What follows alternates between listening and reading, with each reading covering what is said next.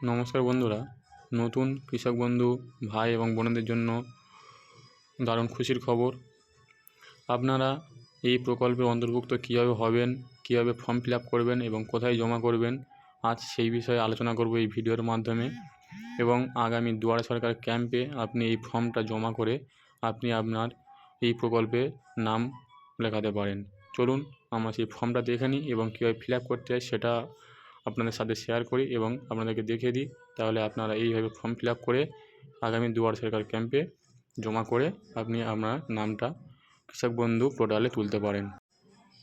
দেখুন, এমন একটা ফর্ম আপনাকে দুয়ারে সরকার ক্যাম্প থেকে কালেক্ট করতে হবে। করার পরে ডান সাইডে দেখুন এমন একটা চারকোনা বক্সে আপনি আপনার স্টাম্প বা ফটো এখানে মারতে হবে। মারার পরে দেখুন নাম বড় হাতের ইংরেজিতে এখানে সুন্দরভাবে আপনার নামটা ইংরেজি বড় হাতের বা বড় অক্ষরে লিখবেন। তারপর দেখুন নাম পর্চা অনুযায়ী বাংলায় এবং আপনার পর্চাতে বা খতিয়ানে যে নামটা লেখা আছে যেভাবে সেইভাবে লিখবেন। লেখার পরে দেখুন বাসস্থানের ঠিকানা, এখানে দেখুন সব কিছু লেখা আছে, গ্রাম, গ্রাম পঞ্চায়েত, থানা, জেলা, যেমনভাবে লেখা আছে সুন্দরভাবে তেমন করে বাংলাতে লিখে দেবেন। আপনার গ্রামটা লিখবেন, তারপর গ্রাম পঞ্চায়েত লিখবেন, তারপরে পোস্ট অফিস লিখবেন, ব্লক লিখবেন, থানা লিখবেন, জেলা লিখবেন, তারপর পিন নাম্বারটা এই ছোট ছোট বক্সে সুন্দরভাবে লিখে দেবেন, সব বাংলাতেই লিখবেন।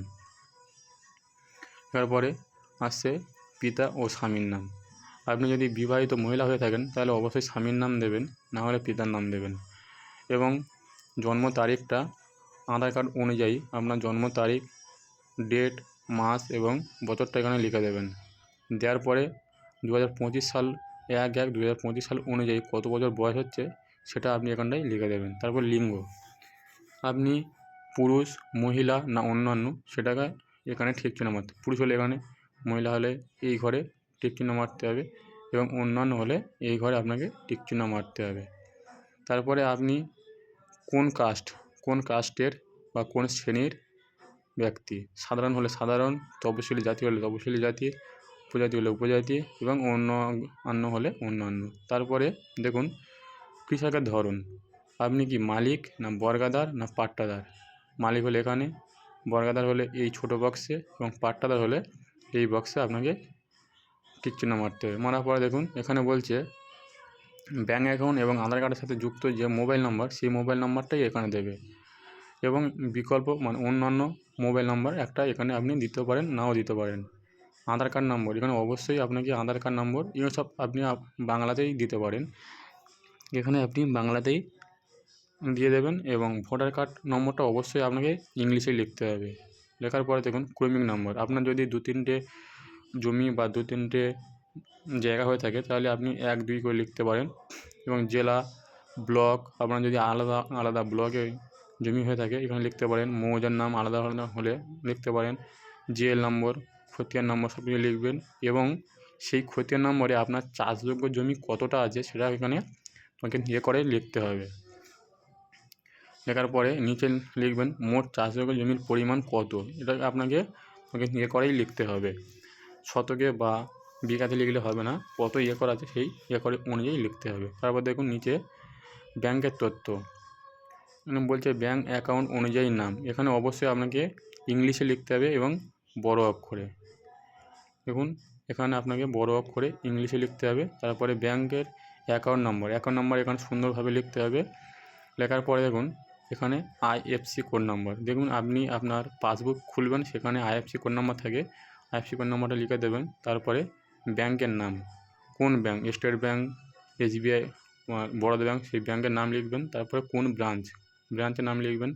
তারপরে অ্যাকাউন্টের ধরন, সেভিং না কারেন্ট, সেভিং হলে সেভিং, কারেন্ট হলে কারেন্ট। এবার ঠিক চিহ্ন মেরে দেবেন। দেওয়ার পরে ব্যাংকের সংযুক্ত নথি বা এখানে আপনি অবশ্যই ঠিক চিহ্ন মারবেন, মানে এখানে আপনি ব্যাংকের পাসবই দেবেন। ব্যাংকের পাসবইয়ে জেরক্স আপনি আপনার কাছে রেখে দেবেন, সেটাকে আপনাকে জমা করতে হবে। এবং এখানে বলছে যার নামে আপনি আবেদন করলেন তার অবর্তমানে বা তার যদি দুর্ঘটনা হয়ে যায় তাহলে টাকাটা কে পাবে, তার জন্য এখানে আপনাকে নমিনি একটা সিলেক্ট করতে হবে। এখানে নমিনির বয়স অবশ্যই 18-এর উপরে হতে হবে এবং 18 নিচে হলে এখানে অভিভাবকের নামও দিতে হবে। এবং নমিনির নাম, নমিনির সাথে কী সম্পর্ক, নমিনির পিতা বা স্বামীর নাম সব কিছু এখানে সুন্দরভাবে লিখে দেবেন। দেওয়ার পরে আপনি নিচের দিকে চলে আসবেন। নিচের দিকে চলে আসার পরে আপনি দেখতে পারেন, দেখুন এখানে বলছে যে আপনি এই জমিটা কীভাবে পেয়েছেন সেটাকে লিখতে হবে। যদি আপনি কিনে থাকেন, কার কাছ থেকে কিনেছেন তার কাছ থেকে তার নাম লিখতে হবে। দেখুন, এবং কীভাবে পেয়েছেন, ক্রয় করেছেন না উপহার পেয়েছেন, দান, সব কিছু লিখতে হবে। লেখার পরে এবার সেই ব্যক্তি যদি কৃষক বন্ধু পোর্টালের নাম থেকে থাকে তাহলে তার KVID নাম্বার দেবে, বা যদি না থাকে দিতে হবে না। ভোটার কার্ড নম্বর অবশ্যই দেবে এবং আধার কার্ড নম্বর অবশ্যই দেবে। দিয়ে দেখুন ভোটার কার্ড এবং আধার কার্ড নম্বর অবশ্যই দেবেন।